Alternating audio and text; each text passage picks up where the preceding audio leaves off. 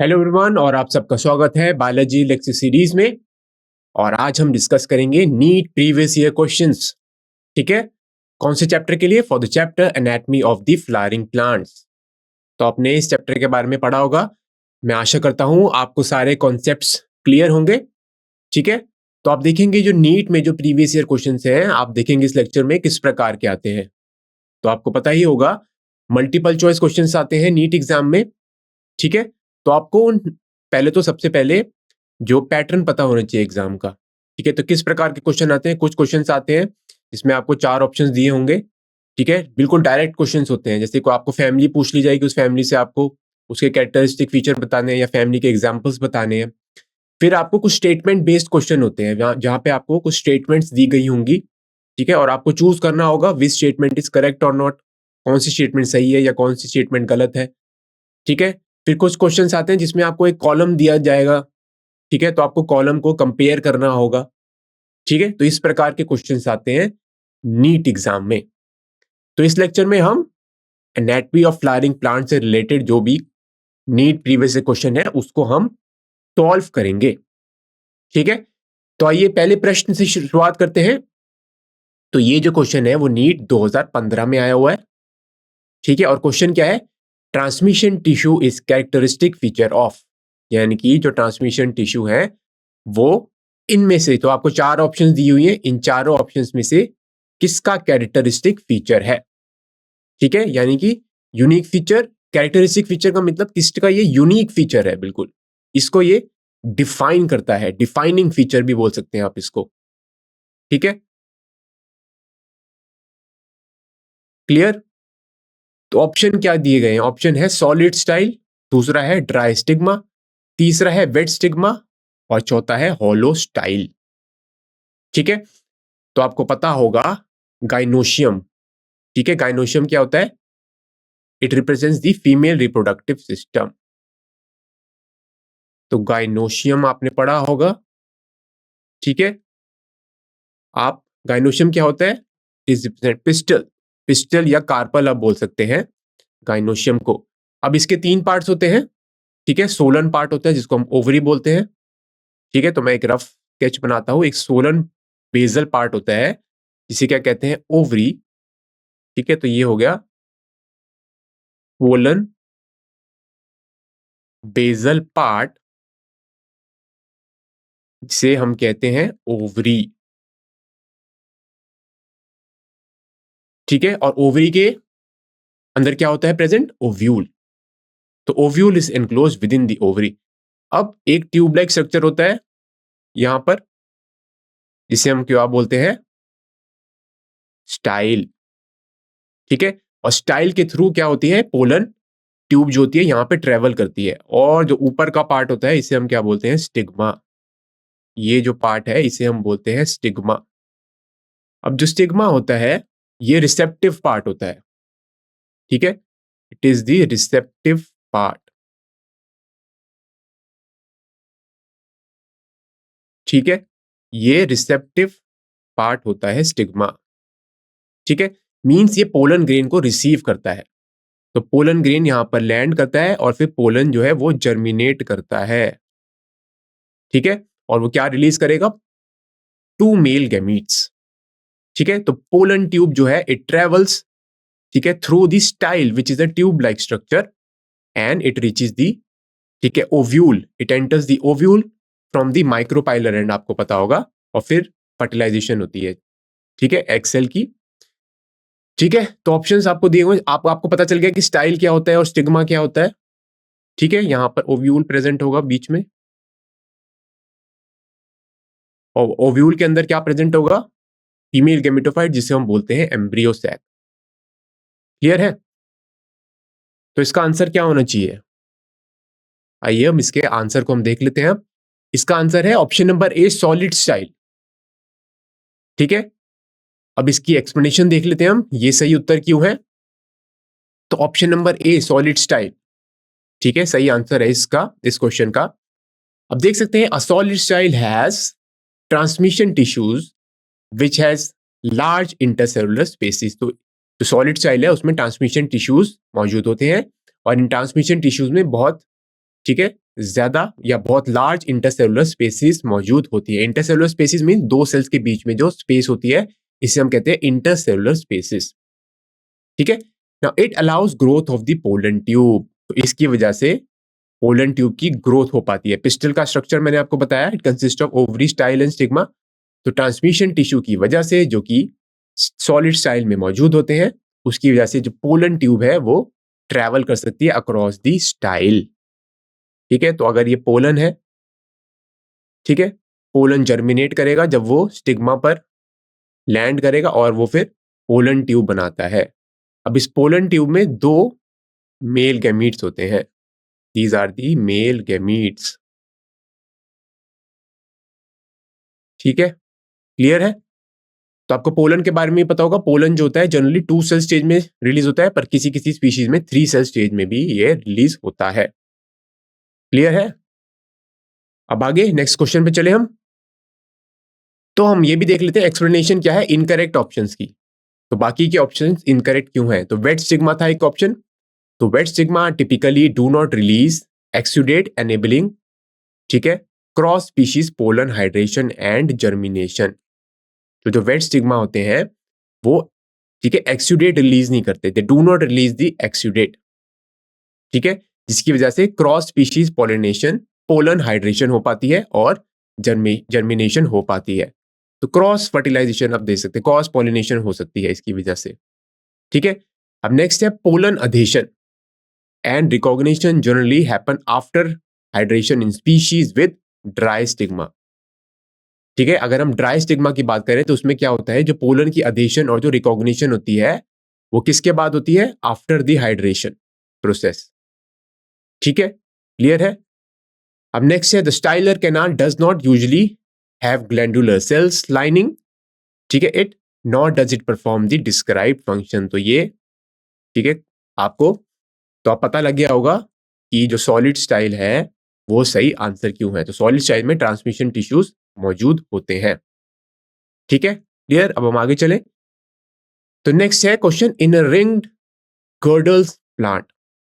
ठीक है, ring girdle plant, यानी कि रिंग गर्डल प्लांट क्या होता है? जहां पे हमने बार्क रिमूव कर दी। ठीक है, तो जब हम बार्क रिमूव करते हैं तो फ्लोएम भी रिमूव हो जाता है। ठीक है, तो इनिशियली अगर बार्क ऐसे थी, ठीक है, तो अगर हम गर्डलिंग करते हैं, this process is known as girdling. तो क्या होता है, हमने आउटर की जो बार्क है उसको रिमूव कर दिया, तो ऐसे दिखेगा। When we remove the circumference of the bark, ठीक है, सर्कमफेरेंस को हम रिमूव कर देते हैं। ठीक है, इसको हम कहते हैं गर्डलिंग।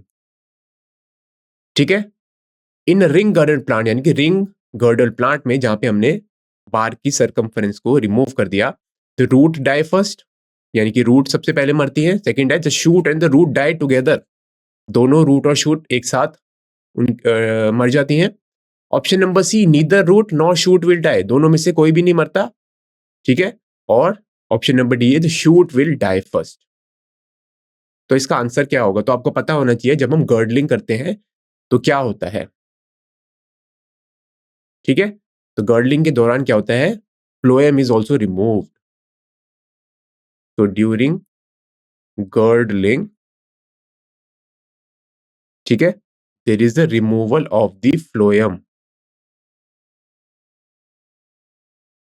ठीक है, तो जाइलम टिश्यूज तो इंटैक्ट रहते हैं, जाइलम वेसल्स तो इंटैक्ट रहते हैं, और जो फ्लोएम है, ठीक है, वो रिमूव हो जाते हैं। अब फ्लोएम क्या कैरी करते हैं? They carry the food material. ठीक है, तो फूड मटेरियल नहीं पहुंच पाता किसके पास? ठीक है, इसका आंसर क्या होगा? इसका आंसर हम देख लेते हैं। इसका आंसर है option number A, root will die first. ठीक है, रूट जो मर जाएगी सबसे पहले। ठीक है, एक्सप्लेनेशन हम देख लेते हैं इसकी। So in ring girdle plant, root will die first due to damage of the phloem. तो फ्लोएम का डैमेज हो जाएगा, which causes inhibition of the translocation of the food. ठीक है, तो हम यहाँ पे वर्ड यूज करते हैं ट्रांसलोकेशन। जब भी हम फ्लोएम की बात करेंगे तब हम वर्ड यूज करते हैं ट्रांसलोकेशन। तो यहाँ पे फूड का जो ट्रांसलोकेशन है वो बंद हो जाता है, और जिसकी वजह से रूट्स को, ठीक है, रूट्स की ग्रोथ नहीं हो पाती, रूट्स तक खाना नहीं पहुंच पाता, जिसकी वजह से रूट सबसे पहले मर जाती है। ठीक है, अब ये गर्डलिंग का मतलब क्या होता है? तो ring girdle plant involves completely stripping the bark from the circumference. ठीक है, तो सरकमफ्रेंस होता है बाहर का रीजन यानी कि पेरीमीटर। ठीक है, तो हम जो स्ट्रिप कर देते हैं, रिमूव कर देते हैं बार्क को फ्रॉम द सरकमफ्रेंस, इसको हम कहते हैं girdling. Now this process not only remove the bark, तो ये बार्क को तो हटा ही देता है, but it also eliminates the phloem vessels disrupting the flow of nutrients within the plant, और जिसकी वजह से सबसे पहले रूट की डेथ होती है। ठीक है, आगे चलते हैं। नेक्स्ट क्वेश्चन है कि meristematic tissue responsible for increase in the girth of the tree trunk is. ठीक है, तो ऐसे कौन से मेरिस्टेमेटिक टिश्यूज होते हैं जो कि ट्री ट्रंक या कि ट्री की गर्थ इंक्रीज में मदद करते हैं? गर्थ मतलब कि उसके डायमीटर को इंक्रीज करने में मदद करते हैं। ठीक है, या उसकी हॉरिजॉन्टल ग्रोथ में मदद करते हैं। तो एक होती है वर्टिकल ग्रोथ और एक होती है हॉरिजॉन्टल ग्रोथ। ठीक है, क्लियर? अब आपको इसके लिए पता है मेरिस्टेमेटिक टिश्यू की क्या एबिलिटी होती है? They can divide and redivide. ठीक है, दे कैन कंटिन्यूसली डिवाइड, आप लिख सकते हैं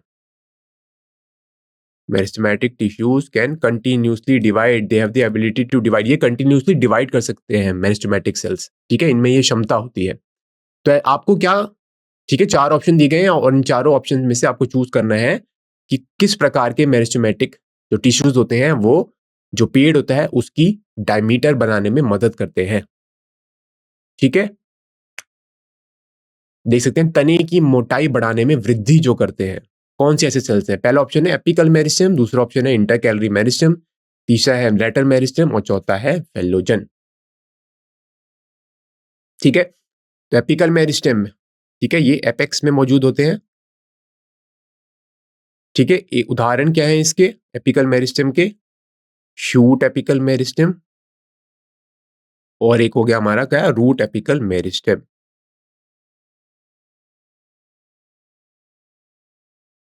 शूट एपिकल मेरिस्टेम और रूट एपिकल मेरिस्टेम। ठीक है, तो ये जो एपिकल मेरिस्टेम है इट कॉजेस वर्टिकल ग्रोथ। ठीक है, तो ये वर्टिकल ग्रोथ करती है। अब बात करते हैं इंटर कैलरी मेरिस्टेम। जो इंटर कैलरी मेरिस्टेम होती है, ठीक है, हम बात करते हैं अब इंटर कैलरी मेरिस्टेम। तो ये जो मेरिस्टेम होती है इट इज प्रेजेंट वेयर? ठीक है, it is present at the base of internode. ठीक है, तो इसकी वजह से ये इंटरनोड की लेंथ को बढ़ाने में मदद करती है। ठीक है, तो हम लिख सकते हैं it increases the length of internode, यानी कि ये भी किसमें, वर्टिकल ग्रोथ में मदद करती है। ठीक है, तो इस ऑप्शन को भी हम हटा सकते हैं। ठीक है, क्लियर? तो ये ऑप्शन भी सही नहीं हुआ यहां पर।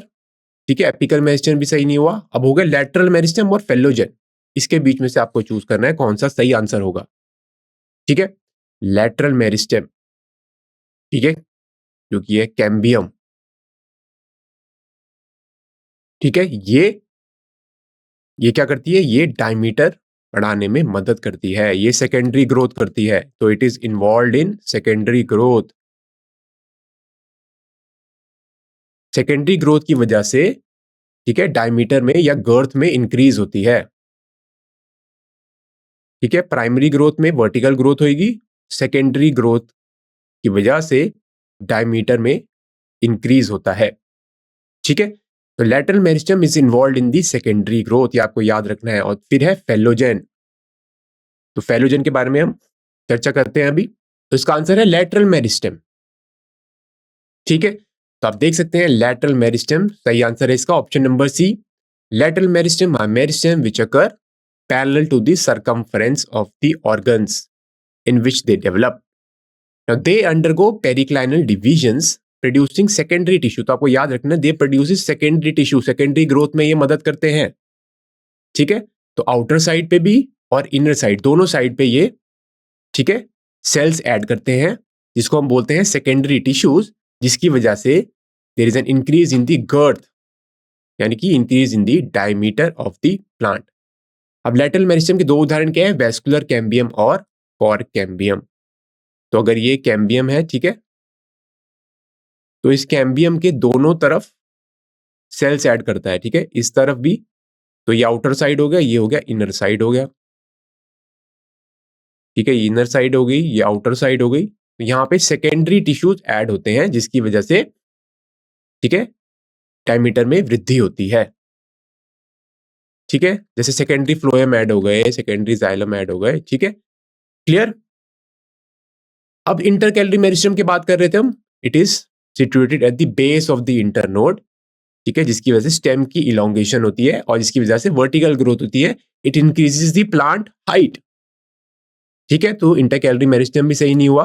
अब फेलोजन एक ऑप्शन था, फेलोजन को हम कॉर्क कैम्बियम भी कहते हैं।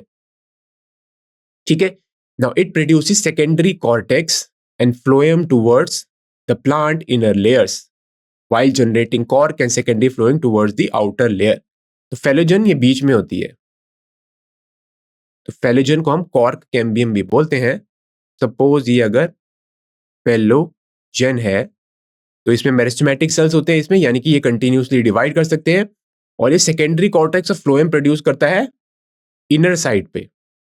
ठीक है, तो इनर साइड पे क्या प्रोड्यूस करेगा ये सेकेंडरी कॉर्टेक्स और secondary phloem, secondary cortex and phloem ये प्रोड्यूस करेगा टुवर्ड्स द इनर साइड, और जो होता है ये कॉर्क और सेकेंडरी फ्लोएम ये प्रोड्यूस करेगा ये आउटर साइड पर। ठीक है, तो यहां पर भी secondary phloem and cork it will produce on the outer side. ठीक है, क्लियर।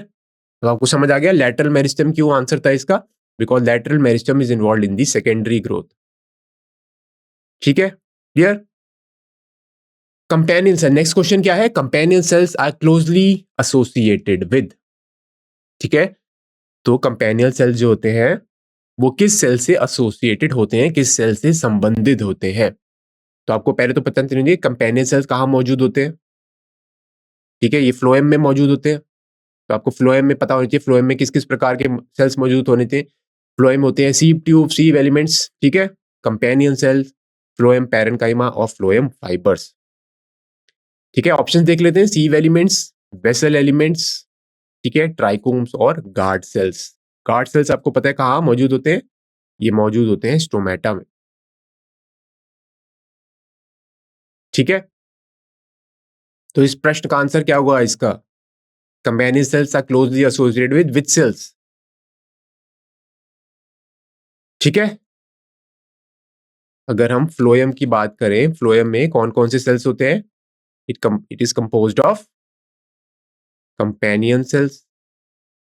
तो आप देख सकते हैं आपको सारे टॉपिक्स इंपॉर्टेंट है, आपको इनके फंक्शंस के बारे में भी पता होना चाहिए। और ठीक है, इन सारे कंपेनियन सेल्स, सीव ट्यूब्स या सीव एलिमेंट्स। ठीक है, फिर फ्लोएम में क्या प्रेजेंट होते हैं, फ्लोएम पैरेन्काइमा, और इसके अलावा क्या मौजूद होते हैं, फ्लोएम फाइबर्स।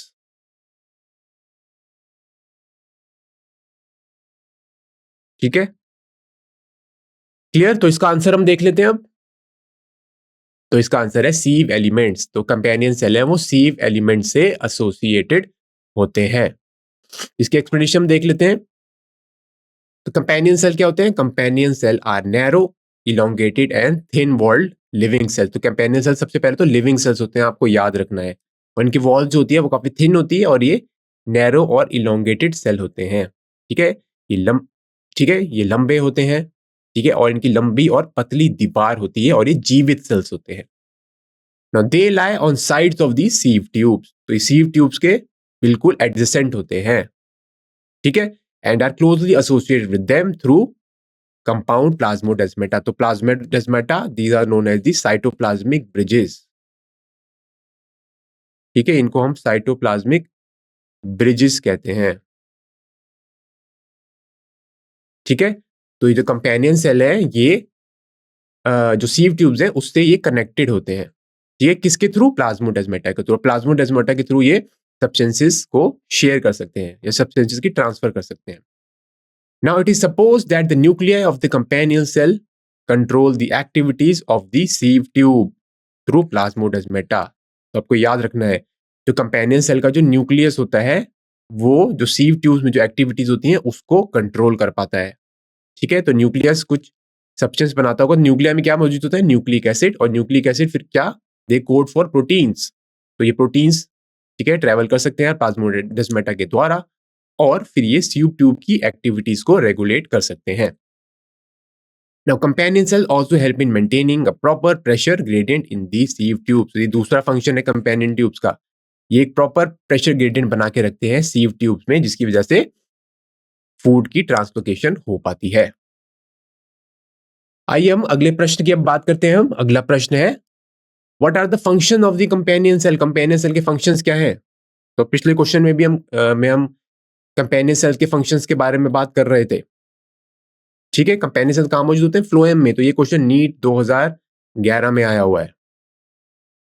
तो ऑप्शन देख लेते हैं यहाँ पे। पहला फंक्शन है providing energy to sieve elements for active transport, ठीक है। एक्टिव ट्रांसपोर्ट का मतलब यहाँ पे एटीपी की यूटिलाइजेशन होगी। नेक्स्ट है providing water to the phloem. Option number C है loading of sucrose into sieve elements by passive transport. Passive का मतलब there is no ATP required,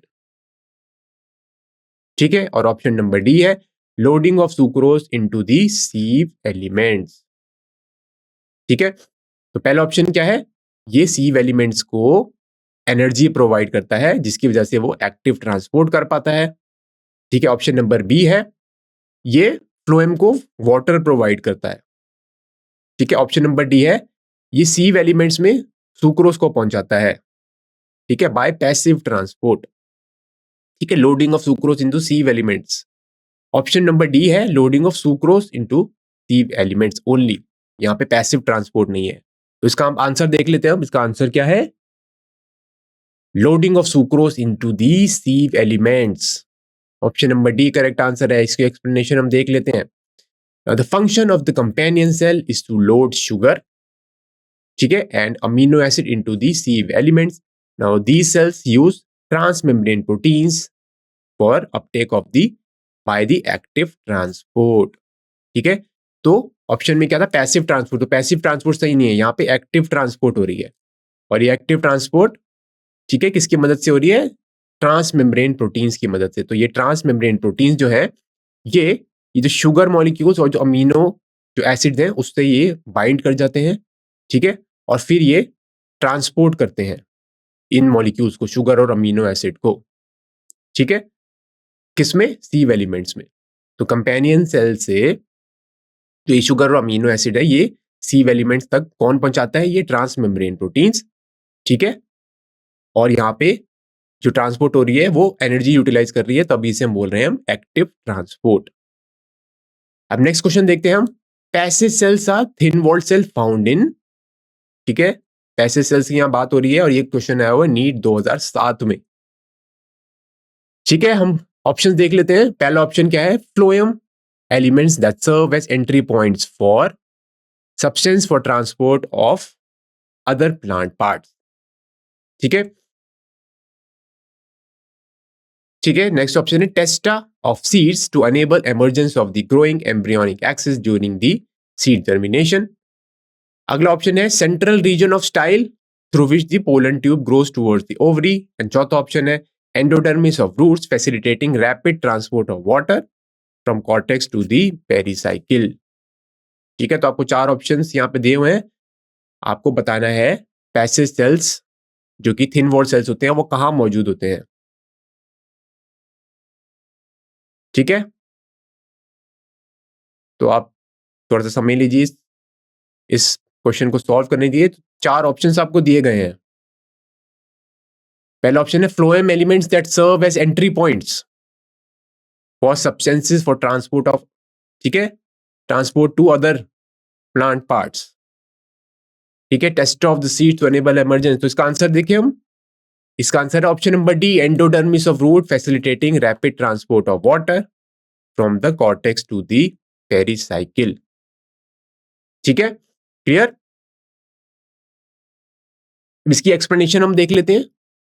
option number D क्यों सही है? तो the innermost layer of the cortex is known as the endodermis. तो cortex की जो inner most layer होती है उसको हम बोलते हैं एंडोडर्मिस। अभी एंडोडर्मिस में एक विशेष प्रकार के सेल्स होते हैं जो कि बैरल शेप्ड होते हैं। तो endodermis consist of the barrel shaped cells जिसमें कोई भी इंटरसेलुलर स्पेसिस मौजूद नहीं होती। तो they are without any intercellular spaces. अब in roots thick walled endodermal cells are interrupted by thin walled passage cells for the transfusion tissues. ठीक है, पैसेज सेल और ट्रांसफ्यूजन टिश्यूज। ठीक है, क्लियर है। अब ये क्या कह रहा है, जो कॉर्टेक्स की जो इनर मोस्ट लेयर होती है इसको हम बोलते हैं एंडोडर्मिस, और जो एंडोडर्मिस में जो सेल्स होते हैं वो बैरल शेप्ड होते हैं और उसमें कोई भी इंटरसेलुलर स्पेसिस मौजूद नहीं होती। ठीक है, अब ये जो एंडोडर्मल सेल्स हैं these are interrupted by passage cells. तो पैसेज सेल्स यहां मौजूद होते हैं एंडोडर्मल सेल्स में। ठीक है, और ये वाटर को कहां पहुंचाते हैं? From the cortex to the pericycle. ठीक है, वाटर की ट्रांसपोर्ट में ये मदद कर रहे हैं। ठीक है, पेरिसाइकिल ये एंडोडर्मिस के नीचे मौजूद होगा। ठीक है, तो कॉर्टेक्स हो गया, फिर एंडोडर्मिस हो गया, फिर हो गया पेरिसाइकिल। और पेरिसाइकिल के नीचे क्या होता है? वेस्कुलर सिस्टम यानी कि vasculature which consist of xylem and the phloem. ठीक है, आगे चलते हैं। Next question, a common structural feature of vessel elements and sieve tube elements are. तो ये क्वेश्चन आया हुआ है नीट 2006 में।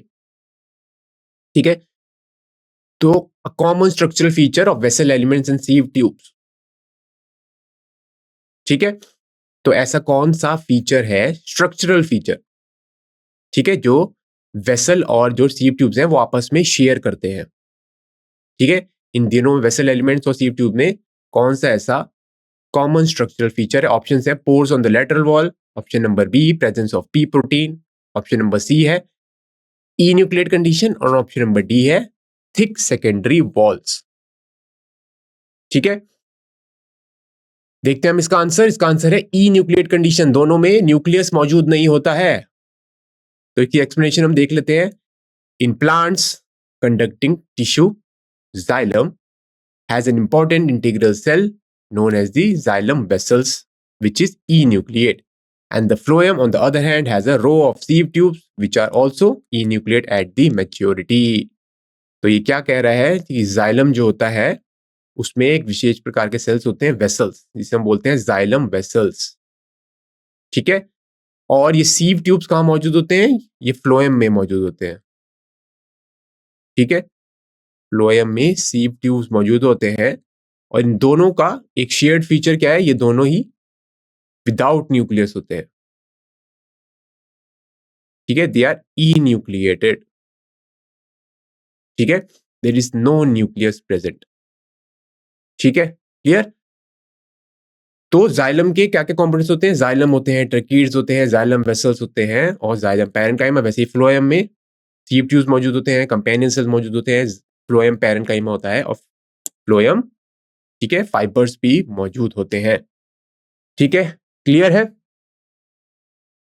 तो अब हम जो बाकी के प्रीवियस ईयर क्वेश्चन हैं वो अगले सेशन में हम सॉल्व करेंगे। ठीक है, तो हम कंटिन्यू करेंगे इस लेक्चर को, एनाटॉमी ऑफ फ्लावरिंग प्लांट्स के और हम क्वेश्चंस देखेंगे। तो इस सेशन को आप बहुत ध्यान से पढ़िए, सारे कॉन्सेप्ट्स आपके क्लियर होने चाहिए। ठीक है, हम मिलेंगे अगले सेशन में। आप सबका बहुत बहुत धन्यवाद।